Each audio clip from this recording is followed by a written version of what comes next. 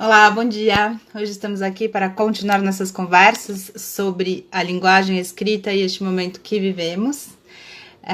Hoje a gente vai falar de uma questão aí super importante, meio definitiva aí para a questão dos textos, que é revisão e tradução, com quem entende muito do assunto, que é a Juliana Mato, que já entrou aqui. Chamar a Juliana para participar da conversa. Esperando ela entrar. Quer dizer, ela já entrou. Esperando o Instagram colocá-la. Oi, Juliana. Deu certo, consegui. Deu. Tudo bom? Tudo bem, e você? Também. Obrigada por você estar aqui. Muito obrigada pelo convite, adorei o convite. E ainda para falar do meu trabalho que eu amo muito. Por isso que você está aqui, porque você ama e faz bem. Ah, obrigada. A gente deu esse título de revisão e tradução preparando o texto, né? Você falou da questão de preparar o texto. Você fala muito disso também Sim. quando vai se fazer livro, tudo mais que é preparação de texto. Até tem ali, né, na ficha catalográfica, preparação de texto. Antes da gente entrar exatamente em dizer essas diferenças, eu queria que você brevemente pudesse contar para a gente como é que você resume, como é que você explica um pouco o que seria o que é preparar um texto, né? Preparar o texto exatamente para quê? O que é essa questão aí de preparar o texto? Tá. Bom, primeiro eu acho que talvez valha a pena pensar um pouquinho e explicar para quem não conhece o processo de preparação de um livro, por exemplo, de um texto, de um livro que vai ser comercializado por uma editora. O texto original, né, se ele é em outra língua, ele vai ser traduzido, se não vai em português, mas aí ele chega de uma pessoa que não necessariamente é escritora, ou se é escritor, sempre vale a pena passar por um editor, que é uma pessoa que vai ler o texto com um olhar tanto de mercado quanto com um olhar mais técnico, que em relação à ortografia, à gramática, à prosódia, ao estilo do texto, se o texto está adequado com o que ele quer dizer, se ele está dizendo da maneira devida, né? Está dispondo as informações e o que ele quer dizer da maneira correta, da maneira mais adequada. E aí esse texto passa por muitas pessoas até chegar ao livro final, né? Ao produto final. Passa normalmente por um tradutor, por um revisor de tradução que vai ler a tradução e vai ler o original e ver se não passou nenhuma expressão idiomática, por exemplo, que foi traduzida ao pé da letra pelo Uhum, tradutor, só que em português não funciona, né? Às vezes isso uhum, acontece. E vai analisar também com mais critério essa escolha de palavras, né? uhum. Deixa eu arrumar aqui que tá. E depois disso ainda passa por revisores. Normalmente, no mundo ideal da produção, por 2 ou 3 revisões até. Porque Nossa, sempre deixa eu só então. passam. Então, Fala, entender, fala. isso a gente está falando numa editora grande, né? Digamos, em algo, numa editora grande no sentido de ter uma estrutura, né? Porque as editoras menores a Aham. gente sabe que não é assim muito que funciona. Então, eu, por exemplo, nunca vi isso acontecer. E é muito bacana até saber, eu não sabia que era assim. Então, na verdade, a revisão são revisões de diferentes pessoas para que cada uma encontre ali alguma questão, porque eu acho que é bacana também a gente falar disso, né? Mesmo que não é o autor, quando você revisa, você já fica muito colado no texto, né? Você não consegue ver o que passa de você mesmo. Né? Então, por Aham. isso que precisa de vários revisores, são 2 ou 3, quer dizer, então tem revisão de Sim. tradução, a revisão da revisão, E tem a ou seja, é um preparação trabalho também. que é outra coisa. Tem a Então, preparação, conta um que é outra pouquinho. coisa, que aí a preparação por exemplo, normalmente todas as editoras têm um manual de padronização, que por exemplo, alguns exemplos de como as editoras padronizam. Sei lá, datas. As datas são 27/10/2020 ou 27 de outubro de 2020. As Uhum, idades são em número, são escritas por extenso ou são por numerais, né? 25 ou 25. uhum, Sei lá, nomes de países, de ruas. rua não sei o que, não sei o que, o rua com letra maiúscula ou minúscula. Bibliografia, quando tem citações de referência, qual é o padrão? Autor, título em itálico, ponto, Uhum. cidade, editora, ano, enfim, é muita coisa. E aí, esse preparador de texto também é a primeira pessoa que pega esse texto que está, muitas vezes, totalmente despadronizado e arruma isso. Porque são coisas que a gente nem percebe. Provavelmente, não é que a gente não percebe, talvez cause um incômodo, um estranhamento, mas a gente não sabe exatamente por quê. E quando o livro está Uhum. todo bonitinho assim, aí é uma satisfação, que a gente também não... Quem não observa isso, enfim, acha bom, mas não sabe exatamente por quê. Ó, o Pedro Otré aqui, jornalista de muito tempo, meu pai está falando, no jornal, às vezes, passam erros em títulos, mesmo sendo lidos por 4 ou 5 pessoas antes de ir para a impressão. Porque está falando do jornal diário, né, que Sim. trabalhou quase 40 anos em jornal diário. Daí, Uhum. porque a editora ainda tem um tempinho, né, Juliana, assim, até poder decantar, né? Jornal é ali, tem que ser publicado no mesmo dia, então não tem muito Uhum. jeito, né? Acho que tem uma questão também de tempo, né? Mas De isso que você está falando na tempo. dramaturgia, a gente chama de ruído, né? Assim, tem um ruído, sabe? Ou mesmo quando você está Uhum. vendo um filme, e aí você vê um negocinho, sei lá, de época, você vê um negocinho, novela, né? Tem isso passando ali, pronto, né? Não tem jeito, a dramaturgia para tudo, porque aquele ruído, você está dizendo que por menos que a gente, quem não é da área, não vai ficar, nossa, é a padronização, mas fica um ruído ali, Uhum. é isso? Você que tem É. experiência, se tem essa Ninguém vai. despadronização, a gente acaba falando, acaba pegando em algum lugar, mesmo que não seja super consciente. Interessante isso. É. Ninguém vai olhar um título no meio de um texto, assim, um título de um filme ou de um livro e falar, ah, não tá em itálico isso aqui. Só que quando você vê em outros lugares, ou até no mesmo livro outras vezes, ele em itálico, você fala. Se você é muito atento, né? Se você não é, tudo bem. Mas a nossa Entendo. função daí é arrumar o texto e deixar ele claro e limpo e agradável para todos. Uhum. E aí, então, como é que é isso? Aí você falou, bom, passa por essas revisões, tudo bem, todas, né? Acho que bem ou mal a gente entende o que é uma revisão. Você está falando, digamos que também padronizar o texto segundo os critérios de cada editora.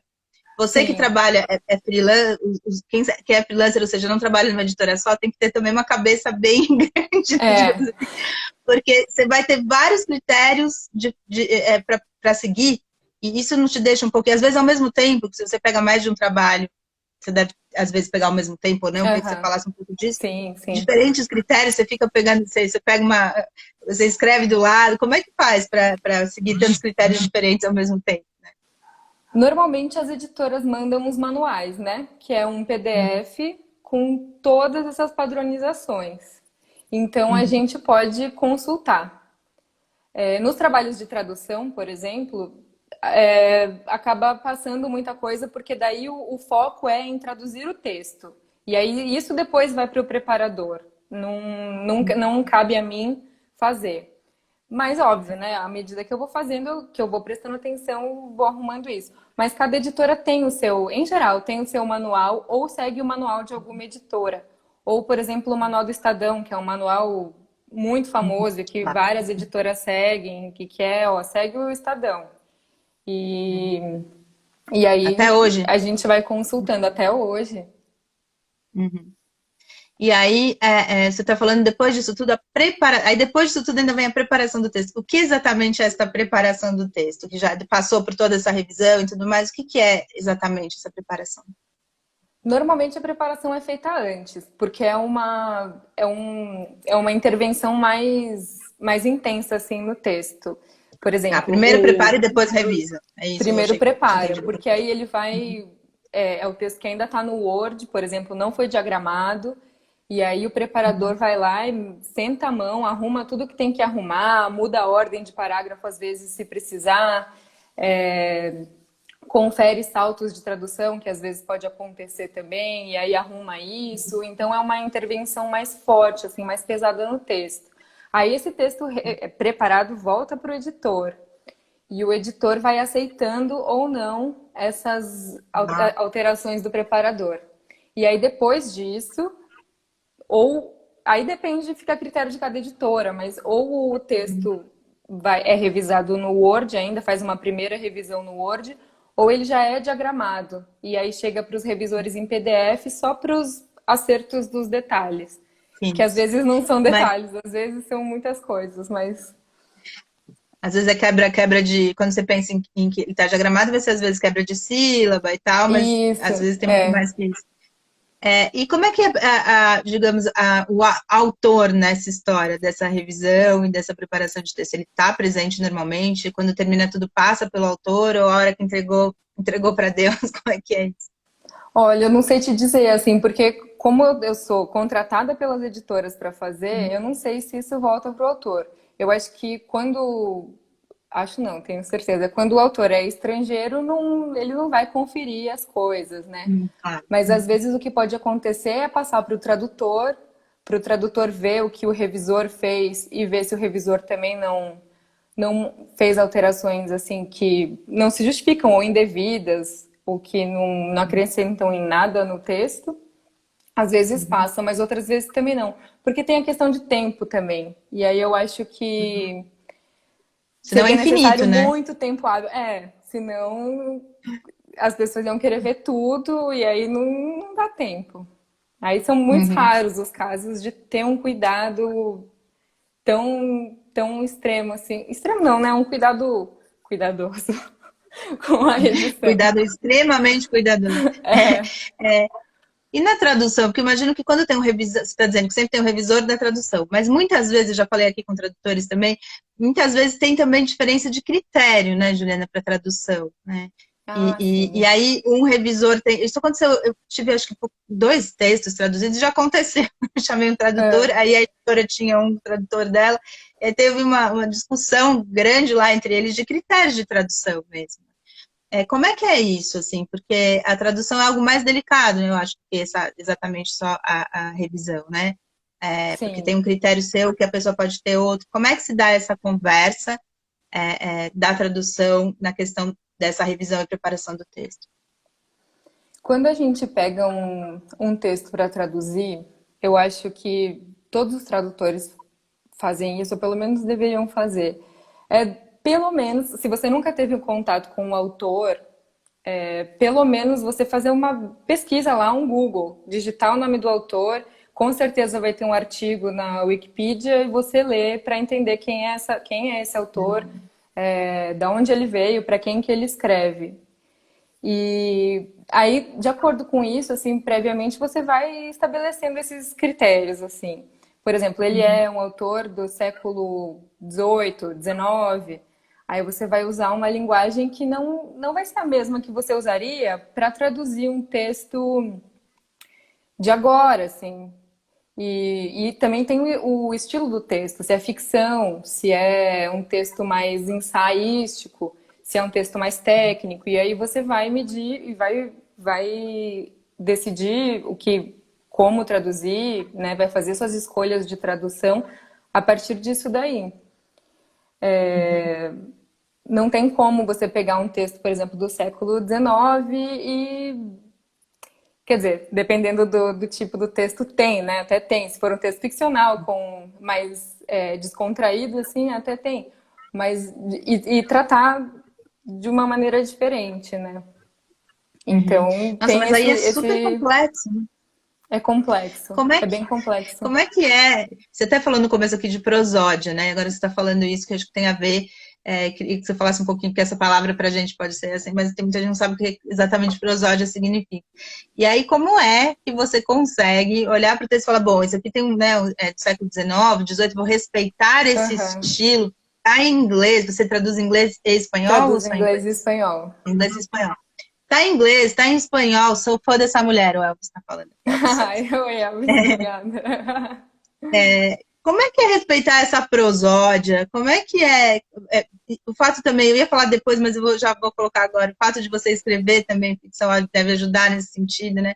Como é que é essa coisa tão fina, assim, de tentar buscar a linguagem dele para trazer para o português? Na época, como é que se faz isso? Como é que funciona? Então, isso eu acho que é bagagem também, sabe?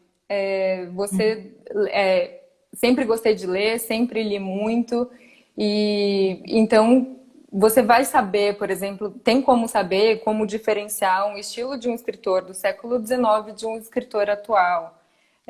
E aí essa bagagem vai fazendo com que você consiga pensar nas escolhas, né? Ai, mas eu me perdi. Eu Eu tô fiquei falando vendo como é que a... quem tá entrando é difícil, né? Por isso que eu falo, deixa ali. E Não, quando tem pergunta, ainda a pessoa quer perguntar, aí fica eu uma nem coisa vou de. olhar. Eu já tô acostumada com essa doideira aqui. Eu tava te perguntando como é que trabalha isso. Acho que você respondeu uma coisa bacana, que é bagagem, né? Uma coisa, se você quer ser tradutor, revisor, você tem que ler muito, Tem, muito e muito coisas muito. diferentes. Mas mesmo assim, lendo, é um trabalho complexo, né? De você pegar aquilo do século XIX, no inglês ou no espanhol, e ainda respeitar a Sim. prosódia daquela época, respeitar a estrutura e a linguagem de um tempo É. diferente. Como é que se Porque aí faz isso? Como é são, que você pode resumir, digamos, esse trabalho? sim, são duas estruturas que você tem que respeitar ao mesmo tempo, né? Daí é a do original e a do que você está fazendo, porque também e tem que achar um equilíbrio, porque às vezes não adianta você respeitar o original assim ferrado, assim, mas sem. E aí quem vai pegar hoje em dia para ler não vai entender nada. A gente tem que tentar deixar o texto mais legível e mais fluido possível para quem for pegar, mas também respeitando essas características do original. Então é bem desafiador mesmo. A gente consulta muitas fontes, sai caçando o livro que não é do autor, mas que é da mesma época na internet. Aí procura trecho, faz todos os tipos de procura no Google, assim, digita mil coisas, mil abas na, no navegador, No computador. até chegar nos acordos, assim, de, Uhum. das palavras e da estrutura que a gente vai escolher. É Tá falando, então, muito divertido. É muito divertido começar, assim, a trabalhar com um texto novo e terminar é maravilhoso. nossa, imagino, Jesus. Então, você está falando um pouco que também tem que se contextualizar esse texto. Não adianta só pegar o texto e falar, bom, vou traduzir ele aqui, porque daí você não tem a dimensão, digamos assim, que o texto tem também, que é extra-texto. Você está Aham. falando um pouco também que o próprio texto contém dentro dele um extra-texto, que é o contexto, é um pouco isso. Você Sim, precisa levar em conta e entender qual é, para poder, né? A época, o lugar, o jeito, aí também outros jeitos desse próprio autor. É uma pesquisa para conseguir fazer uma boa tradução, sim, uma pesquisa para sempre. fora do texto também. Uhum. Sempre tem muita pesquisa. E também de como você coloca no nosso idioma, assim, na nossa época. Por exemplo, tem lá uma coisa que você. Sempre você vai poder dizer uma coisa de várias maneiras, né? Você sempre tem várias opções para fazer, para dizer uma coisa. E aí, nesse contexto, qual vai ser a melhor opção? Como essa coisa vai ser melhor dita? Ai, meu Deus, melhor dita ou mais bem dita? Eu sempre tenho que pesquisar esses. Eu não... Peraí, revisora, ela fica assim, não, ela fala e não, corta, corta, corta. aqui é ao vivo, não dá para Mas cortar. como Mais pode bem ser dito, dita né? da Que mais melhor bem é maneira. engraçado. Isso, ó, Mas eu acho que é é mais assim, bem. faz igual jornalista, a gente vai pelos lados, assim, quando não sabe, substitui Muda, pelo lado. diz de outra maneira, né? Como pode dizer melhor? Como fica melhor de. Isso, Não, de novo. Como pode dizer melhor? isso, Mas a como gente posso dizer também. da melhor maneira? É, mas isso é uma coisa também que, assim, é real. A gente pesquisa o tempo todo. Não tem como você dominar todas as regras gramaticais e textuais, assim. Volta e meia você vai lá para procurar coisas que, inclusive, você sabia, mas só para confirmar. Até Uhum, palavras na tradução mesmo. Você vai lá para ver se é isso mesmo, se confere ou se tem outras acepções. uhum, A gente nunca se contenta com a primeira opção, assim. Sempre uhum. vai procurar para ver se tem outra. E aí, na questão da revisão, você, enfim, revisou meu doutorado, foi uma loucura. Eu achei incrível porque não é necessariamente a sua área, imagino também, né, que é impossível ser a sua área se você vai revisando coisas de áreas, né, várias e tal. mas Uhum. você tem um olhar muito fino, assim, muito preciso para aquilo. Como é que é isso? Se você não domina aquela área, como é que você consegue fazer isso com áreas tão diferentes, de olhar e entender o que aquele texto está precisando? Esse olhar para o texto, você olha para a materialidade dele e diz, bom, esse texto é entender a dinâmica, quais são os elementos para poder trabalhar bem com aquele texto que está na sua mão, mesmo não sendo exatamente da sua área. Quais são essas dicas aí que você pode dar? Pois é, eu acho que fiquei tentando pensar o caminho assim que eu faço quando é de uma área que eu não entendo muito bem. Antes de propor mudanças, alterações no texto e até mesmo antes de traduzir, né, só para ligar com o assunto anterior, é, eu tenho que entender o que está ali, né? Eu vou tentar entender o que está ali. E aí, se poxa, esse trecho aqui está muito obscuro, eu não estou entendendo onde ele quer chegar, qual que é o verbo principal aqui que está ligando, porque às vezes acontece da gente pegar uns textos que tem um período enorme e aí você não entende muito bem qual que é o objetivo daquele trecho, né? E aí eu acho que é isso que vai movendo assim o revisor. Ele vai ler e vai tentando entender, e aí a partir disso vai ver o que está faltando. Pô, tá faltando aqui. Ou então, se mudasse essa ordem né, do parágrafo. Ai, meu celular está escorregando aqui. Se mudasse a ordem do parágrafo, vai ficar muito mais claro para o leitor, por exemplo. Mudar a ordem do argumento. Eu devia ter separado alguns exemplos, né? Porque fica mais fácil de entender. Uhum. Mas, mas eu não consigo lembrar de nenhum de cabeça. Óbvio que não, né? Porque além... Só faltava, eu mas, vou citar mas aqui às umas vezes coisas. isso faz muito sentido. Às vezes você observar a ordem, assim, de como as palavras estão, onde está o verbo. E aí essa tarefa, assim, quando tá difícil de entender, tanto para traduzir quanto para revisar, é aquela regrinha de quando você está aprendendo outro idioma ou aí, estudando um texto mesmo. Grifa os verbos, vê onde é que está o verbo na frase. E aí, a partir disso, tá. Então, esse verbo liga o que ao que? Ou tá relacionando o que com o que? Então, e aí você vai descobrindo o que o texto quer dizer e tentando ajustá-lo para ele dizer da melhor forma possível. Muito Ah, nossa, eu complexo? nunca tinha pensado. Não, na verdade, super legal, assim, porque eu nunca tinha pensado nisso, na verdade, de pegar o verbo, que o verbo rege aquilo ali. Eu gosto de falar aqui, ó, a Elis de Castro, é de Itajaí, Santa Catarina, e está aqui com a gente. É, porque eu falo sempre que a gente fala o óbvio aqui, mas o óbvio é tão óbvio que ele precisa ser dito, né? Precisa. Você falando é meio óbvio, mas eu não tinha pensado nisso de maneira, digamos, clara, né? É o verbo que rege. Então vamos olhar os verbos. Eu devo ter aprendido isso na escola, mas Aham. esqueci. Olhando os verbos, a gente vai entendendo o que aquele texto quis dizer. Isso é super, enfim, uma dica super bacana, né? E aí você vai, então, olhando para o texto segundo o que aquele texto tem. Isso não vai importar tanto o conteúdo, num certo sentido, né, Juliana? É mais estrutural, né? A gente, às vezes, É. quando está escrevendo texto, fica muito no conteúdo, olha para fora. Mas essa estrutura, né, essa construção do texto é que talvez o revisor ajude mais ainda, né? Você não é a revisora do conteúdo, mas a revisora dessa estrutura que o texto traz de entendimento, né? De inteligibilidade dele. É um pouco isso? Sim, e às vezes, por exemplo, livros muito técnicos, eles exigem uma revisão técnica. Por exemplo, recentemente eu fiz um livro de economia, eu fiz a revisão, mas era assim, era lá nas últimas revisões, era só para pegar vírgula, acentuação e tal. E já estava numa fase mais avançada, né? Por eu estar já fazendo a revisãozinha. Só que aí eu acabei pegando, vendo algumas coisas que não estavam claras. E eu não conseguia entender, não por ser por não ser da área de economia, mas porque eu não conseguia entender o que estava querendo, o que aquilo estava querendo dizer. E aí acabou que eu conversando com a editora, que me passou o trabalho, falando, ó, tem esse exemplo aqui, eles acharam melhor passar por um economista, para o economista ver se a tradução tinha sido feita corretamente, porque tem um linguajar que é muito específico, né, economia.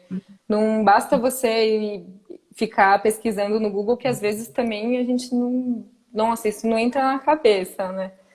Uhum. Mas Mas, por exemplo, esse é um caso disso, assim, às vezes tem a revisão passa, a tradução passa por uma revisão ortográfica, por uma revisão da tradução e por uma revisão técnica também. Por exemplo, livros, sei lá, de medicina, desses assuntos mais física, é, devem passar, certamente, porque tem termos que às vezes a gente não pega. Uhum. Mas você, então, você e os outros revisores, agora só e tradução também, você pega, vão te dando coisas cada vez mais de uma mesma área, você vai acabando, as pessoas são especializadas em certas áreas ou não? Assim, de modo geral, sim, mas às vezes não, ou você vai pegando de várias áreas e isso vai te dando mais, digamos assim, vai te dando mais experiência para você ser uma melhor tradutora, melhor Uhum. revisora, ou é melhor você cada vez se especializando mais em determinadas áreas? Como é que é essa questão diária? Olha, da minha experiência, o que eu posso falar é que eu acho melhor você se especializar, assim, ficar mais num quadrado, né? No seu quadrado, mas não que te impeça de fazer outras coisas. Porque sempre vai ter textos que você vai ter mais facilidade e textos que vão ser mais difíceis para você. Eu costumo trabalhar mais com textos de ciências humanas, ensaios, crítica literária, dessa área. Aí se aparecem textos diferentes, Da economia? eu vejo se eu consigo, se for para traduzir, eu dou uma lida primeiro, assim, nas primeiras páginas, vejo se é claro para mim, se eu consigo fazer. Mas no meu caso, eu fiquei mais nessa parte de ciências humanas e literatura também, que é o que eu ainda não traduzi muita literatura, mas é onde eu quero chegar, assim, pretendo chegar em breve. Em breve. De, você gosta mais de traduzir do que de revisar? Você está falando que quer ser tradutora de ficção ou as duas coisas Sim, andam paralelas? Você quer ficar na tradução? é. Ah, eu gosto muito de tradução, gosto muito. Uau. Revisão é E aí, assim. Fala, fala. então, traduzir ficção também é um grande, né? É É. uma coisa complexa, né? É bem desafiadora. E entra o outro elemento também, que é a questão autoral, né? Porque, óbvio, o livro é do autor, mas um tradutor que tem esse, esse componente, assim, né, de gostar de criar, de querer criar, eu acho que daí dá outro sabor para o Outra texto, assim, camada. quando ele vai traduzir um texto ficcional. Uhum. Mas onde entra? Porque tem aquela famosa frase, né, que traduzia trair, né? Um chavão.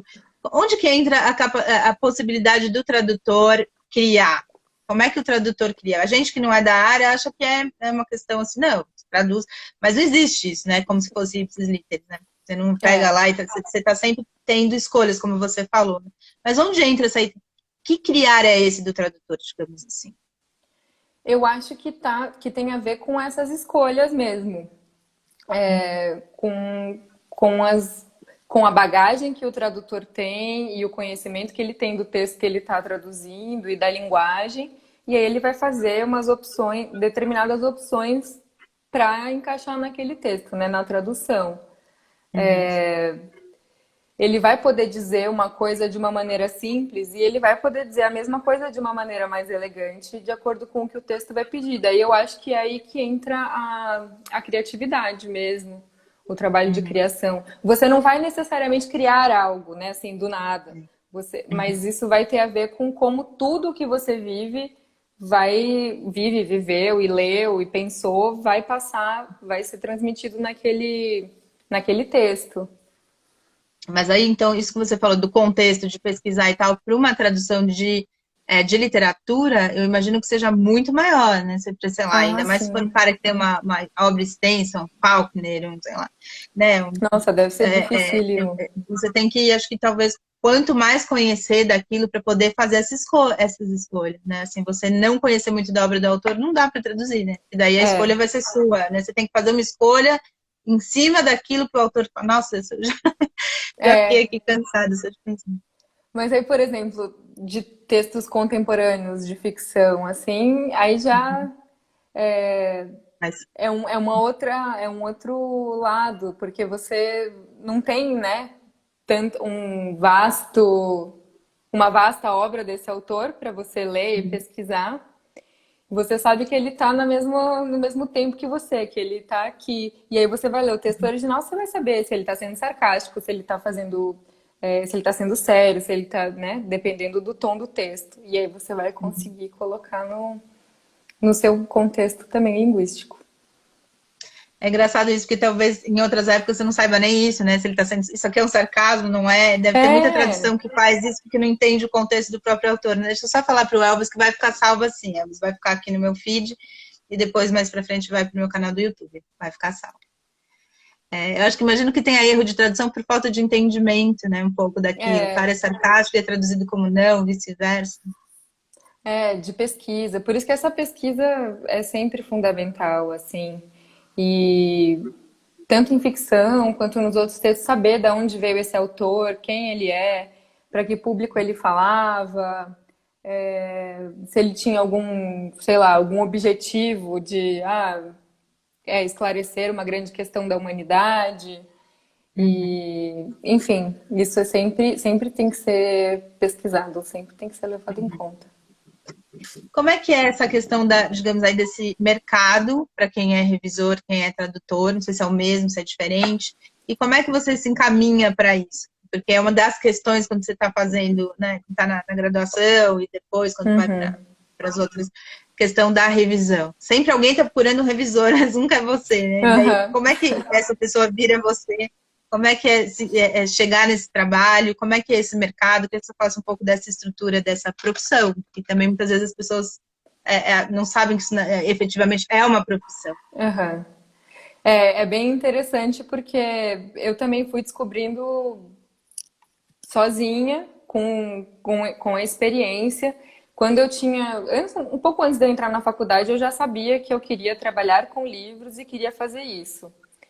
E eu nem Ah, sei te é? dizer como que eu sabia. Eu sei que eu gostava muito de ler, sempre gostei muito de livros. Falei, não, eu quero trabalhar com isso. Uhum. Aí até tem aquelas perguntas, né, dos pais, parentes, mas isso existe? O que é Isso isso? paga bem? Tipo, dá pra fazer? É, aí Mas você fui. falava, eu quero ser revisora e tradutora? Eu quero trabalhar em editora, eu quero trabalhar com livros, era mais por aí. Uhum. E porque você vê, né? Você abre um livro, você vê lá quem tem preparação, revisão, tradução, você vê que tem muitas pessoas envolvidas no processo. Aí, quando eu saí do colegial, fui prestar letras, mas eu já queria sair revisando, já queria trabalhar com isso, sabia que ia dar certo, eu adorava ler, adorava escrever, é, redação, adorava as aulas de redação. Enfim, falei, vou por esse caminho. E aí eu já comecei a procurar lugares, assim. Não tinha nada, né? Não tinha nem. Eu tinha acabado de entrar na faculdade, não tinha nada de portfólio, nem de experiência, mas comecei a procurar. E aí o que eu fiz nessa época foi entrar nos Fale Conosco de todas as editoras que eu conhecia, que eu gostava, me apresentar e mandar um currículo. Mas assim, a gente Estudante de sabe, letras, estudante de... é recém formada no ensino médio. E aí, óbvio, né? Pouquíssimas pessoas responderam, acho que ninguém respondia, mas mesmo assim, eu ia mandando para site, para revista, para tudo que é lugar.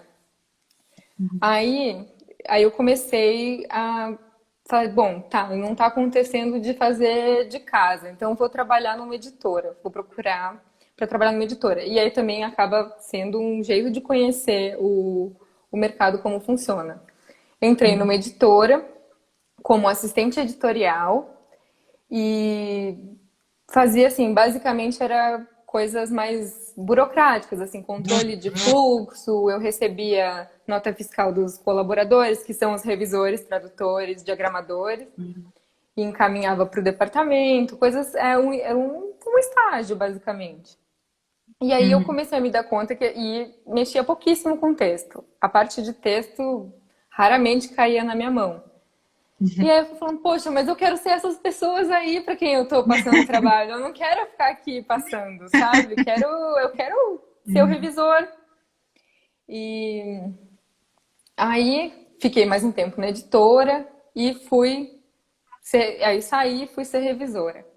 Mas também demora para você conseguir. É porque é um trabalho, né, que, como você falou, depende muito de bagagem também. Deve ser difícil começar. Isso É, também é uma coisa que eu nunca tinha pensado, porque quando você quer um revisor para sua tese, quando você quer um revisor para o seu livro, você não quer alguém que... É até um certo preconceito, né? Às vezes a pessoa de 20 anos lê muito mais do que muita gente mais velha. Mas aham, tem um pouco de bagagem de vida, de leitura, né? Nunca tinha pensado nisso. sim. Deve ser complexo também para começar, né? É, é. E aí, e também tem questão de indicação, assim, mercado editorial é basicamente indicação. É muito difícil, muito raro você chegar com, sei lá, hoje em dia nem sei se ainda chega com currículo, porque já faz tempo que eu não, que não acontece isso. Mas de você mandar um currículo por e-mail, né? É muito difícil você ter uma resposta. A editora fala assim, vou te mandar um teste para você fazer, porque às vezes tem isso, né? As editoras mandam um arquivo com um livro que um texto padrão para ser revisado e aí depois eles conferem, veem o seu olhar, como você trabalha o texto. Isso é bom, né? Uma possibilidade, né, de poder conhecer. É. E mas é muito raro. Assim, normalmente é assim, olha, Juliana, eu sei que estão precisando de revisor em tal editora e fala com a fulana, ó, manda, toque o e-mail pessoal dela, fala com ela e fala que fui eu que indiquei. Isso já é o caminho, assim. É muito difícil conseguir sozinho. Mas aí depois dessa editora eu fui tentar trabalhar em casa e também não deu muito certo por causa disso, porque eu não conhecia muita gente, não tinha muitos contatos. Aí voltei para uma outra editora. Falei, Uhum, não dá, eu preciso trabalhar, né? Não posso ficar esperando chegar em trabalhos e tal. Na época uhum. não tinha nenhuma ferramenta do tipo Instagram, que hoje eu acho que é um lugar ótimo para você divulgar seu trabalho e ter um retorno e um diálogo com as pessoas assim meio imediato. Uhum. Mas enfim, aí fui para essa outra editora e aí acho que trabalhei mais nessa editora, depois mais uma outra com preparação mesmo. Aí nessa outra editora que foi a Martins Fontes, eu trabalhava com preparação de texto, tipo, chegava a tradução e a gente tinha uma equipe que ficava arrumando o texto, mexendo no texto.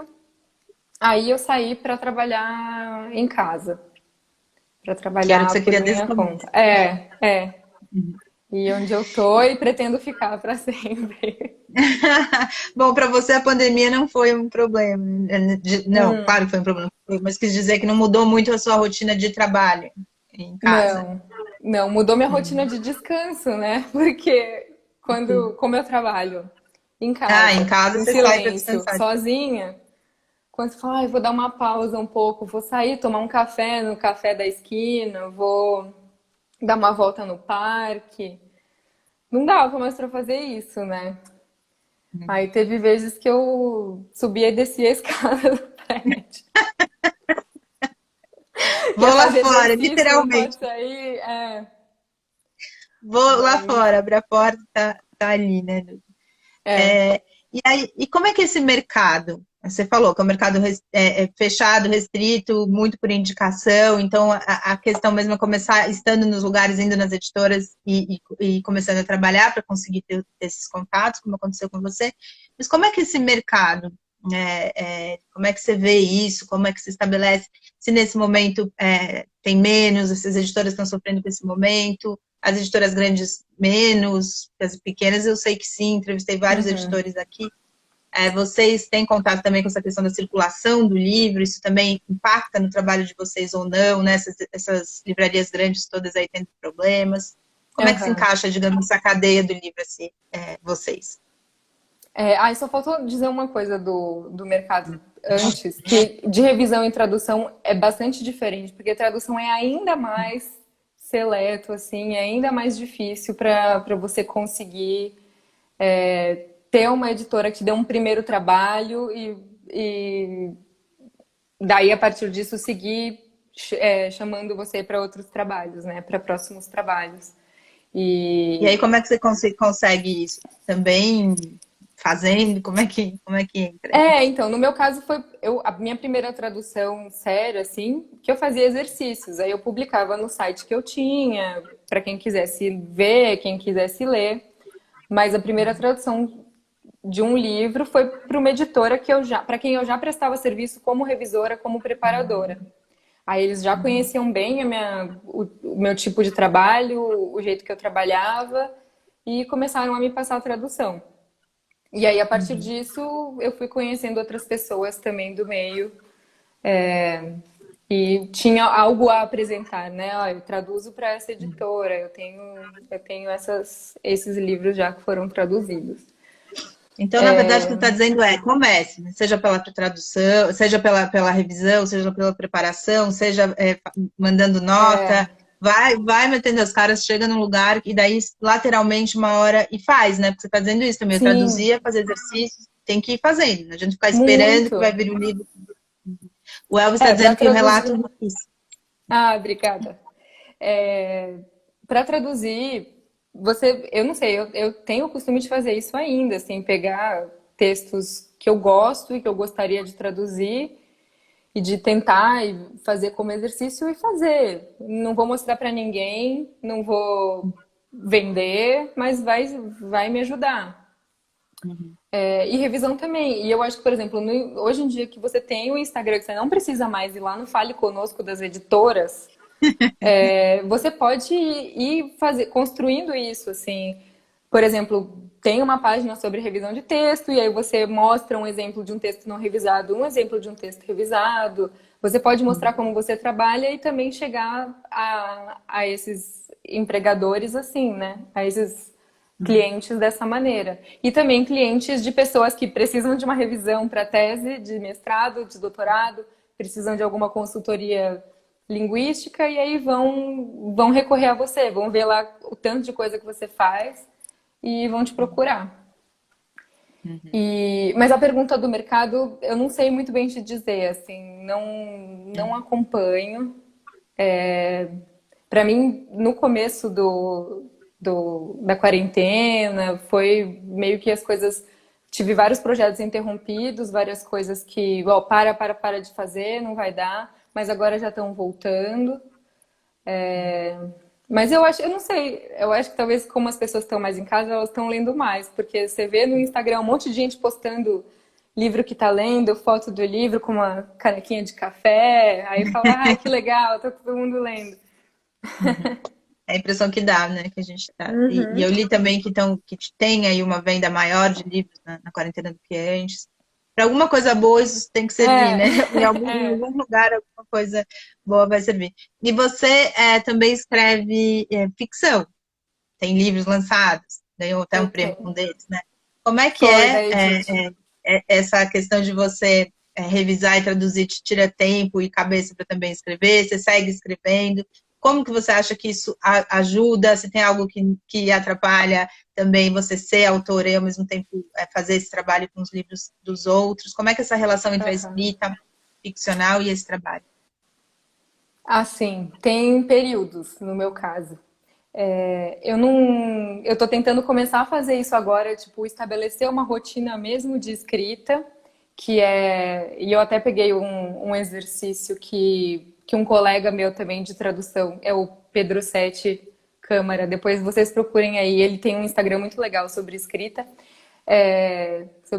filosofia, pensamentos, enfim, que é uma técnica de uma autora, eu acho que ela é americana, não sei, que chama, e também não lembro o nome, eu sei que o sobrenome é Cameron, que que é as páginas matinais, né, morning pages, que a gente acorda e antes de qualquer coisa, antes de já pegar o celular e começar a vasculhar, sentar com uma caneta, um caderno e preencher 2 folhas, uma folha de caderno, acho que é uma folha que ela fala no livro dela. E fazer isso com a cabeça limpa antes de começar tudo, porque principalmente ela diz que se você acha que você tem coisas a dizer, mas não sabe muito bem o que esse processo vai te ajudar, porque você está com a cabeça limpa e você vai começar falar, falar, falar, e as suas ideias que estão dentro da sua cabeça, que você não consegue organizar muito bem, elas vão sendo organizadas. Aí isso é uma coisa que eu tô tentando estabelecer agora, assim, religiosamente acordar e fazer isso. Mas normalmente, minha rotina de escrita é assim, eu tenho alguma coisa na minha cabeça que eu quero escrever? Tenho. Se eu não tenho, eu não vou sentar e ficar tentando começar alguma coisa. Se eu tenho, eu vou anotando as coisas ao longo do dia, aí de manhã eu sento e escrevo, aí um dia que eu tenho tempo, sento e escrevo à mão, aí um dia que eu tenho tempo eu sento no computador e passo para o computador e vou arrumando, vou desenvolvendo melhor. Mas se eu não tenho, eu não vou me forçar, porque eu passo literalmente o dia todo lendo e escrevendo. Então, às Literalmente, vezes você né? só quer sair da frente do computador mesmo, Imagina. assim. Mas isso você acha que de algum modo, acho que não tem como, né? Também vai talvez você ainda não tenha conseguido fazer isso, você também é jovem, mas isso talvez vá também te alimentando, né? Em algum lugar isso está te alimentando, né? Sim, Todas as coisas que sim, você está lendo, essa forma de você criar também por meio da tradução, todas essas sim, são. maneiras de escrita, que são muitas, muito diferentes, isso tudo está trazendo bagagem e estrutura também, conteúdo, para algo que vai acabar acontecendo na hora que você escrevendo. Sim, cada livro que eu pego, que eu começo ou a traduzir ou a revisar, é um diálogo que eu acabo criando, assim. Porque Uhum. você tá ali dedicada a entender aquilo e a ajudar aquele texto ficar bom, ficar consistente, ficar independente. Então você acaba se envolvendo. E aí isso também entra de novo naquele.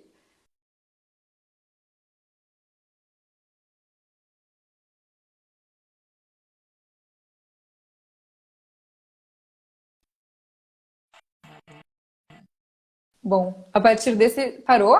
Tá funcionando? Deu uma parada aqui, entrou Ah, uma ligação. É ótimo quando entra ligação, porque daí abaixa o som. Estou acostumada. Mas vou aproveitar essa parada e é, vou pôr o que as pessoas estão falando aqui, tá? A Eli está dizendo, ai, que papo bom, a gente submerge. Que bom. E que o Elvis, se legal. não fosse meu tempo corrido da manhã, ficaria a live toda degustando esse papo, mas irei rever a gravação. Por hora, obrigada pela Legal, live. A gente Elvis. agradece a Obrigada. presença também. Você estava falando um pouco de como esse trabalho te ajuda também, vai ficando, vai decantando aí para você te ajudar, digamos, no processo também de escrita. Uhum. Sim, e que isso entra no arsenal, lá na bagagem, nas coisas que você vai vendo. E aí você às vezes está lendo um texto e fala, olha, é, isso aqui tem a ver com aquela coisa que eu estava pensando, ou olha o jeito que esse autor escreve, que bacana, eu posso tentar escrever algo parecido ou seguir esse estilo. Então, sempre é enriquecedor. E sempre Ah, ficam resquícios, assim. uhum. A Eli está dizendo que Pedro 7C, né? Que esse Pedro 7, qual que é o sobrenome dele? Câmara.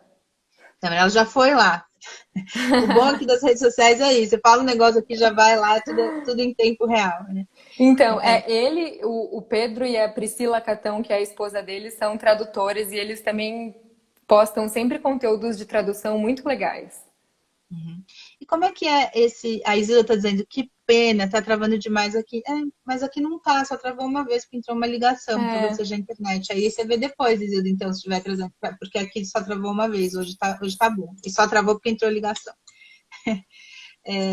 E como é que é essa questão? Você falou que é um mercado super pequeno, principalmente da tradução, né? Eu imagino, não sei se você pode dizer melhor, que essa troca também entre tradutores, entre pessoas que fazem isso, deve ser muito interessante, como você está falando. Isso existe, de ter questões, você falou, né, de procurar no Google e tal, mas tem também aham. recorrer a pessoas, ler tradução de outras, original, e tradução ajuda também no seu processo. Tem essa troca? Como é que é esse contato entre tradutores e traduções? Sim, ajuda bastante. Assim, se você tem um círculo ali pequeno de pessoas que traduzem também e você confia, às vezes já é diretão, assim, olha, alguém me ajuda com essa frase, por Tipo favor. E aí, um grupo de WhatsApp, assim, tem? um grupo de WhatsApp, um fórum, ou colegas de Instagram, assim, que você fala, meu, por favor, não conta pra ninguém, mas me ajuda isso aí. Me ajuda com isso. E aí as pessoas se ajudam. Tem um grupo do Facebook também que lá, nossa, você acha muita coisa, às vezes até dúvidas que você tem. As pessoas já tiveram, aí você vai lá, só dá uma busca, tá lá, explicadinho, algumas dúvidas mais gramaticais, né? E se você está traduzindo um livro que já foi traduzido, sem dúvida que ajuda também a dar uma olhada na solução que o tradutor anterior encontrou. Uhum. Até porque, sei lá, às vezes você não está entendendo muito bem o trecho. Aí você vai lá ler o que ele falou assim, ah, então acho que é isso. E aí você escreve e coloca com as suas próprias palavras. Melhora o texto que ele fez. Ou até deixa, copia, mas não, né? Não literalmente, enfim, mas são casos pontuais, né? Você não vai, obviamente, Uhum. copiar. Mas esses casos É, tem, pontuais. tem isso de cópia, você consegue ver isso? Aquela pessoa copiou essa tradução? Como é que é essa questão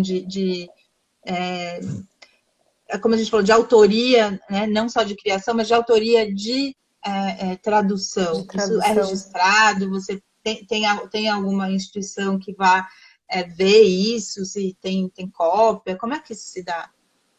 Eu não sei se existe uma instituição assim regulamentada e dedicada a fazer isso. Eu acredito que não.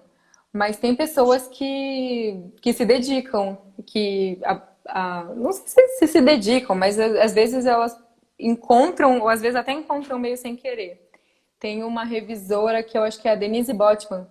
Revisora não, tradutora. Desculpa, Denise. Que ela tem uma página que se chama Não Gosto de Plágio. Eu acho que ainda está no ar essa página.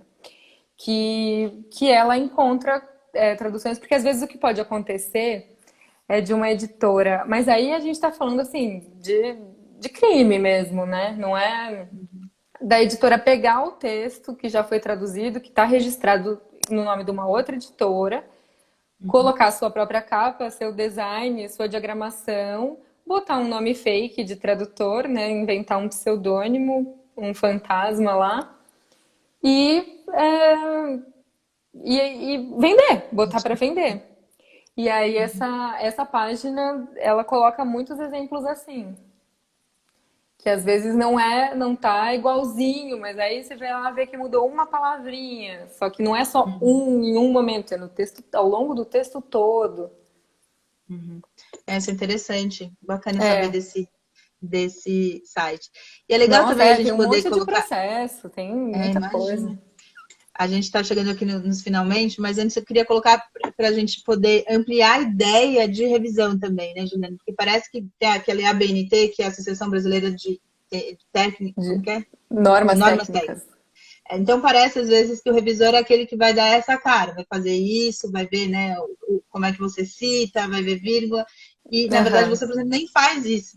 Então, Não. assim, só para as pessoas expandirem um pouco a ideia da revisão, que é algo muito maior, muito mais complexo, não que essa não seja importante, é super importante e Sim. necessária também, mas está para além, muito além dessas normas, exatamente. Né?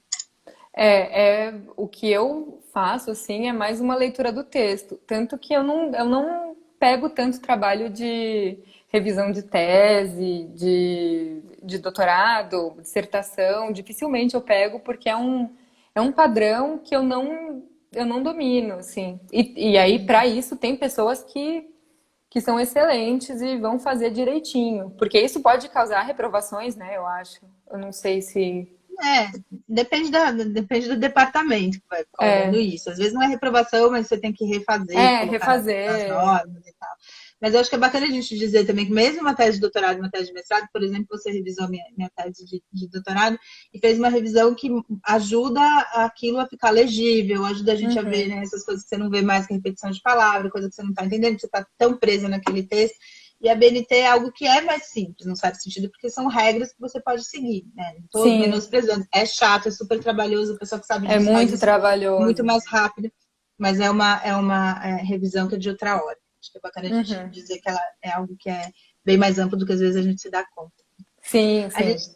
a está chegando aqui nos nossos últimos 5 minutinhos. Eu queria que Gente, você dissesse, não sei se você pega trabalho ainda, se deve estar cheia de trabalho, mas como as pessoas podem te encontrar, se você coloca no ar seus escritos, suas também traduções, ou enfim, seus trabalhos, como é que as pessoas te acham. Também queria que você indicasse algo para as pessoas lerem nesse momento aí que a gente está passando. Tá. Então, olha a gafe, eu tirei o meu site do ar faz uma semana, mais ou menos. Por quê? Você com esse site põe, tira, põe, tira. É uma novela. É porque, não, esse eu tirei, na verdade, porque eu tinha feito pago hospedagem pelo GoDaddy e aí tava ficando meio caro, porque daí vinha em dólar e aí ficava cada vez mais caro. Eu falei assim, não quero, porque eu acho que tem tantos recursos gratuitos pra gente fazer isso, né? E não quero pagar. É bem pão dura mesmo, não quero pagar.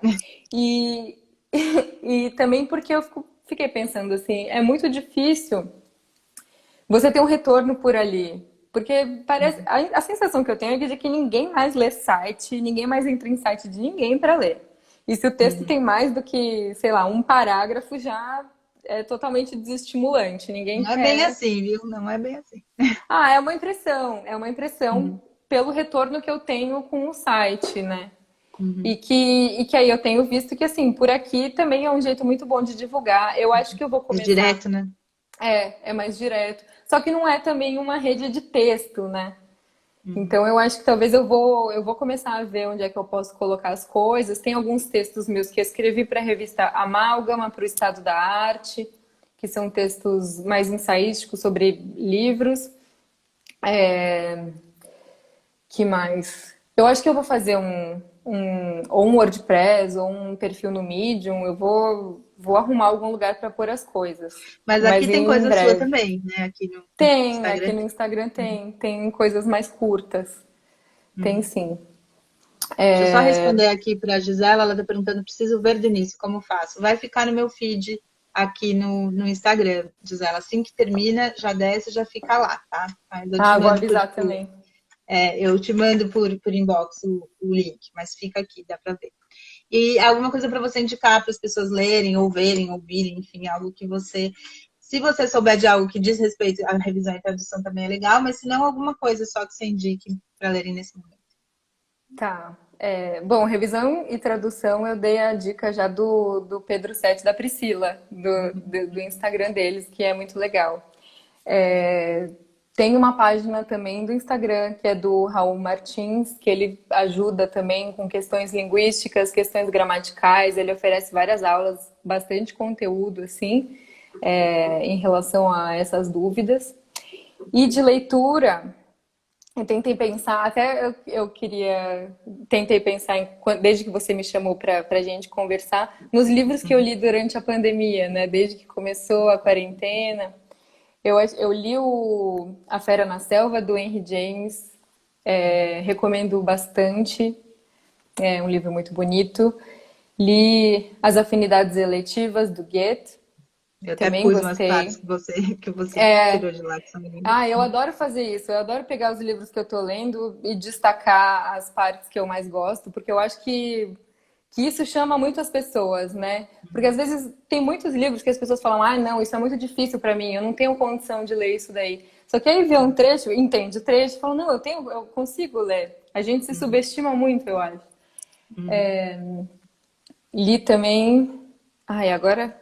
Tô lendo agora esse daqui, As Pequenas Virtudes, da Natalia Ginsburg. Tô gostando muito, porque ela fala muito sobre escrita, muito sobre o mundo, e é bem interessante porque ela propõe em vários textos a visão do mundo lá fora, assim, e eu acho que hoje em dia, de acordo com o que está acontecendo, é muito legal pensar em como é que a gente está vendo o que está acontecendo fora, né? Fora do nosso controle, fora do nosso domínio, fora da nossa casa, de tentar observar essas coisas. E eu comecei a assistir Gilmore Girls também na pandemia. Você não tinha visto? Nunca tinha visto. E recomendo muito, é uma doçura essa série.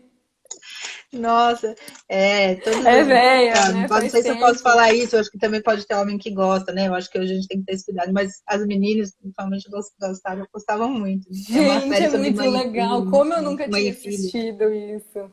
É que eu acho que na minha época, eu não eu meio que não sabia que dava para ver coisas de outros países, sabe? Se é criança não, saindo da infância mais ou menos. Eu tinha, acho que, não, já era adolescente, 13, 14 anos quando estava passando. Não, eu não tinha muita curiosidade, não ia buscar, não. Uhum. Mas, nossa, eu tô adorando. Eu tô É gostando uma muito. graça. Às vezes é bom não ter Doida pra visto uma saber se coisa ela vai só para ficar com o poder ver look. depois e ter essa graça, assim, né? É bacana. Ó, o Sérgio Souza está dizendo para você que o Medium super Medium. funciona. Eu acho que você Oi, pode dar uma Sérgio, olhadinha lá. obrigada. É, eu sei, eu sigo ele, eu sigo o Sérgio já lá no Medium. Ele escreve coisas muito legais também. Quem for, quem tiver essa plataforma, é plataforma que chama? Eu nem sei também os nomes. Acho que é. Mas quem Também não tiver esse sou boa. aplicativo aí do Medium, pode seguir o Sérgio, ele também coloca coisas muito legais. Sérgio Luiz Souza. É, Obrigada, Juliane, foi ótimo. Obrigada a todo mundo que veio. O César Augusto acabou de entrar, vai adorei. ficar gravado lá no meu feed, viu, César? É, Você vê lá. muito Obrigadão. obrigada, obrigada. Bom dia para todo mundo. Obrigada a todo mundo que veio. Amanhã, 11 da manhã, estou aqui de novo para continuar nossas conversas. Tchau. Tchau, obrigada.